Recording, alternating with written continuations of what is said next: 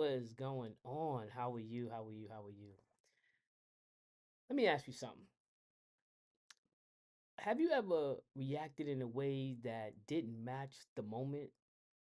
Like you knew you were safe, but your body didn't act like it. Y- you knew that the situation wasn't even that serious for you to blow up the way that you did. But your emotional state seems to be unraveling and spiraling out and saying otherwise, right? Why why did that situation blow up the way that it did? Why did it hit me so hard? This wasn't your adult self reacting. This was your inner child.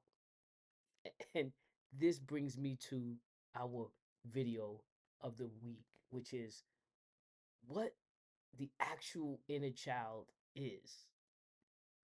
Hi, I'm Dr. Meta, and I help spiritual adults that's on an awakening journey, especially those with ADHD who get pulled by every new insight or shiny new method. I help people like myself slow down, integrate their shadow, and stop repeating the same emotional patterns. All right. The inner child isn't a metaphor. So when people say, oh, that's the little girl in me or that's the little boy in me, that isn't a metaphor. It isn't something cute or imaginary. All right. Psychologically, the inner child is the part of your nervous system that learned how to act and how to survive before you even had logic, language, or a choice. Before you started to make your choices, it learned through its own experience. Through it could have been through a tone of voice that you heard, right? Or through emotional absence that you was longing for and couldn't get. It could have happened through moments where something felt really confusing to you. It could have felt overwhelming or unsafe, period. And those early adaptations, they didn't disappear when you chronologically got older. That's the catch right here. When you chronologically got older, parts of you stayed that little person. And that little person started patterns. And those patterns followed you into your quote unquote adulthood. Here's what most people don't realize. When we're triggered, right, our nervous system, it doesn't just say, hey, let me check how old you are right now. Right? It checks for what's familiar or familiarity. So when something in the present feels like something that happened to you in the past, even subtly, because you got the subconscious working at all times too, right? But so it can be even subtly. That younger part of you, it comes online. It becomes alive. It remembers. Oh, familiar, familiar, familiar. Oh, I'm coming. Here I am, the representative. I'm coming right now. I'm going to represent what's happening next and how I'm going to react. That's why you can't be that's why you can be intelligent, right? You could be self-aware. You could even be spiritually grounded, right? And still react in ways that surprise yourself and you surprise the people around you. Because it's not about the inner child being immature.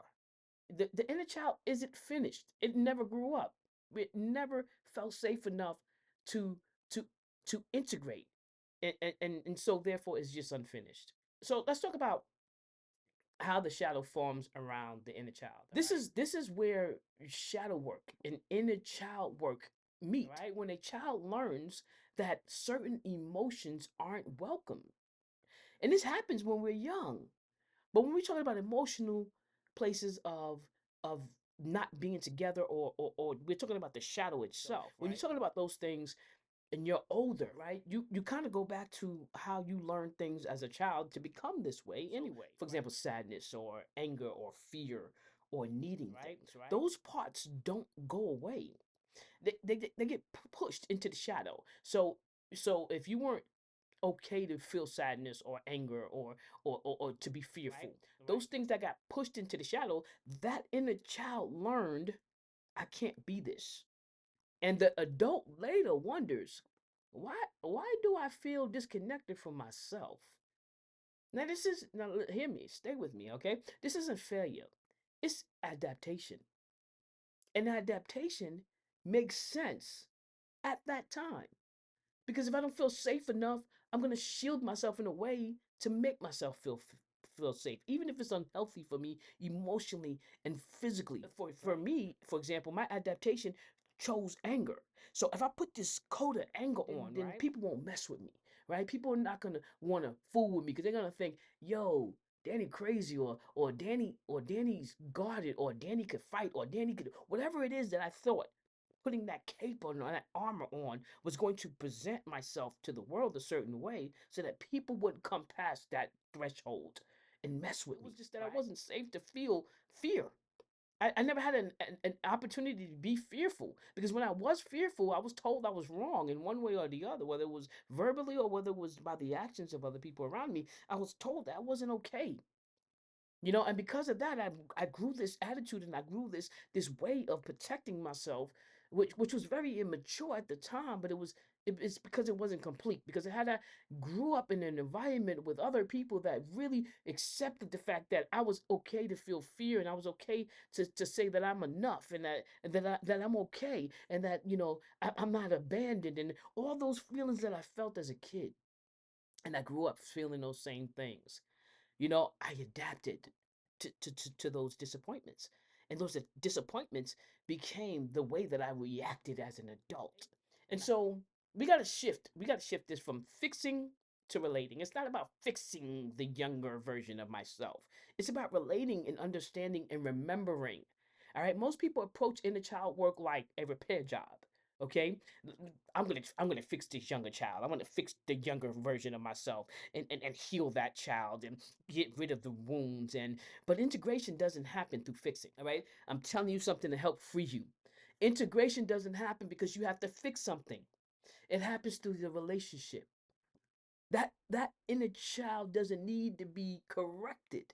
It just needs to be met with safety, consistency, and presence, right? Oh, awareness. Because when that happens, patterns don't disappear overnight, okay? But when you meet that inner child with the safety and the consistency and the presence, the patterns will loosen. Right? You will see that you don't have to do that. I am seen, I am heard, I am understood. And it's not from somebody outside of you.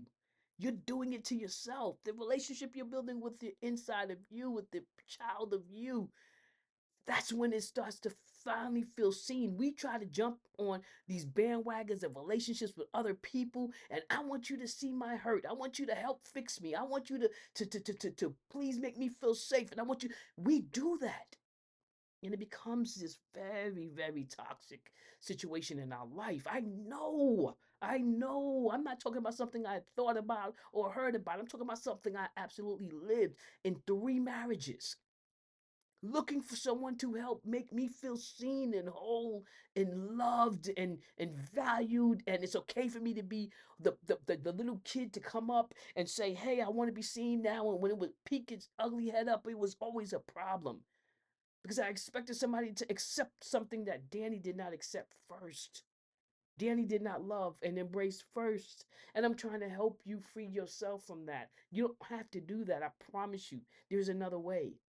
It just needs to be met with you, in your safety, in your consistency, in your presence. And when that happens, I promise you that the grips of your life will loosen. Things will loosen, right?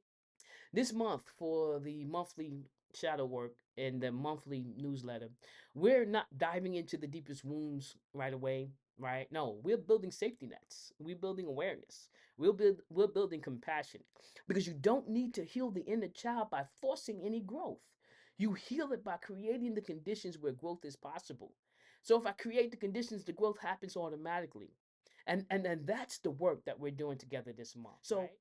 If this resonates, the deeper work for February lives in the physical inner child integration letter. It's designed to help you slow down, reflect, and build a relationship with these younger parts of yourself instead of trying to override them. You'll find the link in my bio if you feel called to go deeper. No pressure, just honesty, and I'll meet you next week. Peace. Be still.